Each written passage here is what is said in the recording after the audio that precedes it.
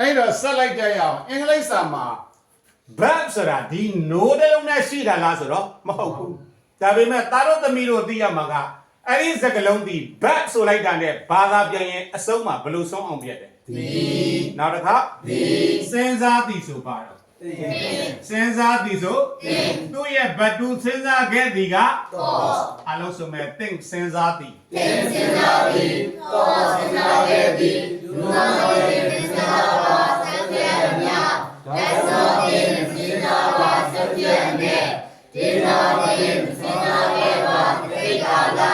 ခံစဉ်းစားနိုင်သည်ဝေရင်စဉ်းစားခဲ့သည်ရှုပ်တဲ့စဉ်းစားခဲ့သည်မတ်တဲ့စဉ်းစားရမည်ဝတ္ထုတဲ့စဉ်းစားခြင်းသည်တောက်ဒီကပါ drink သူ့ရဲ့ဘတ်တူက drink D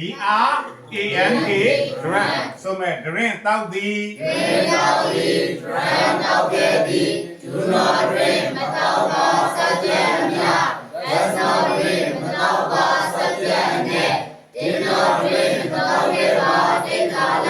ခံ drink တောက်နိုင်သည်ဝယ် drink တောက်ခဲ့သည်ရှု drink တောက်ခဲ့သည်မတ် drink တောက်ရမည်ဝတ္ထု drink တောက်ခြင်းသည် ရေးသည်ရပါတော့ right ရေးခဲ့သည်ဆိုရင် rose ဆိုမဲ့ right ရေးသည် right ရေးသည် rose ရေးခဲ့သည် do not right ရေးပါစက်ပြည့်မြတ် that's not right ရေးပါစက်ပြည့်နဲ့ did not right ရေးခဲ့ပါသိကာလ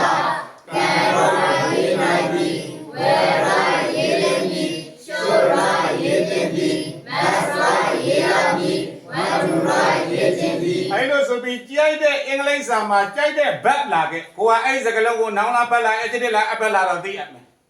အကယ်၍အဲ့လိုစာကြောင်းတွေကြည့်နေတဲ့မြန်မာစာကြောင်းတွေကြောင်းမှာဒီဆုံးတဲ့ verb တွေကိုတွေးလိုက်တာနဲ့ subject verb object manner place time အဲ့ဒီဝါကျအတိုင်းရေးရုံပဲပြန်ဆိုကြည့် subject verb object manner place time subject verb object manner place time နောက်တစ်ခါ subject verb object manner place time မြန်မာစာကြောင်းမှာတော့အဲ့ဒီ verb ကရိယာဒီဘယ်မှာလာမှာလဲ